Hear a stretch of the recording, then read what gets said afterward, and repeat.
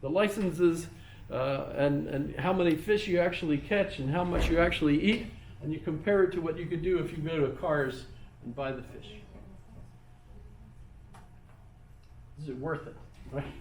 You know, should I teach kids to do this? Yeah, especially if they might not be able to afford to do it in the future anyway. Why teach them to love something that they won't be able to do? Maybe, right? Who knows? So you can escape it, you know. And by the way, the concept of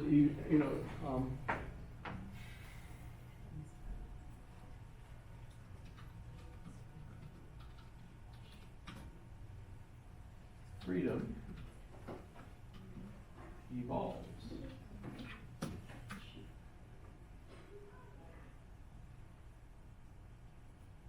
This is a book by Daniel Dennett. It's the one that died relatively recently.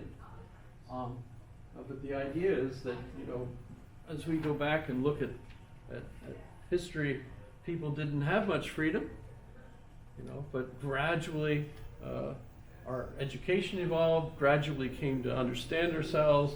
Now, for example, we understand the things that our pheromones might make us want to do, or, you know, different biological nature wants us to do. One of the books that my one book group is going to read is I Contain Multitudes, which is all about all of the biological creatures that are inside of me.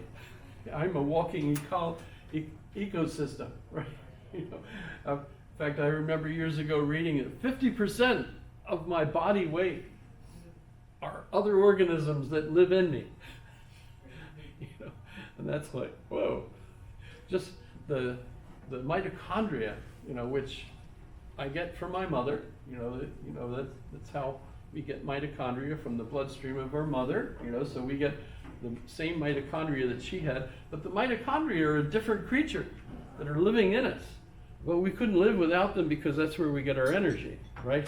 Because they're the ones that process and create the energy that then our cells can use, right? So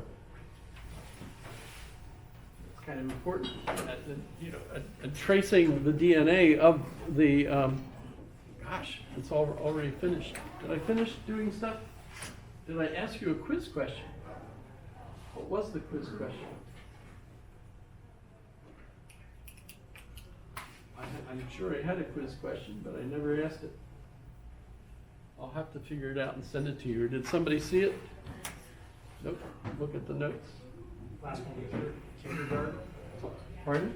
Night of Fear and Trembling. Night of Fear and Trembling. I can't think of it. I'll send it to you as soon as I get home. Okay. So that's questions on Marx. I know I didn't just stick to Marx, but none of these guys are alone, right? You know, they're all in a milieu of all the things that are going on. So, did you find it? Is it how do communism and socialism differ? Yes. Is that the wrong one? So that's the quiz question. How do communism and socialism differ? I did that last week.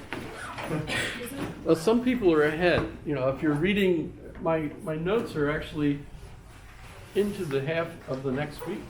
Oh, okay. I'm like, something's not So, right here. so that's why. I think I am ahead. Yeah, if you're looking at the whole notes and treating it for this week, the way our schedule worked out, Right. 'cause we're that one actually day- in the next conversation by a little bit. And Nietzsche is our next person. So have a good Wednesday. Be careful out there, it's slippery. People are having accidents again. Yeah, there was like a huge car crash on Northern Lights. Yeah. Yeah, I heard it was slippery. Because a lot of people took their snow tires off. Why did they do that? I don't I know. thought it was done. I thought winter was done, but no. No, I buy snow tires and I never buy regular tires. Yeah, I just have like the all weather. Season. Yeah. Yeah, it's not like I travel anywhere. Yeah. I'm just local, you know. I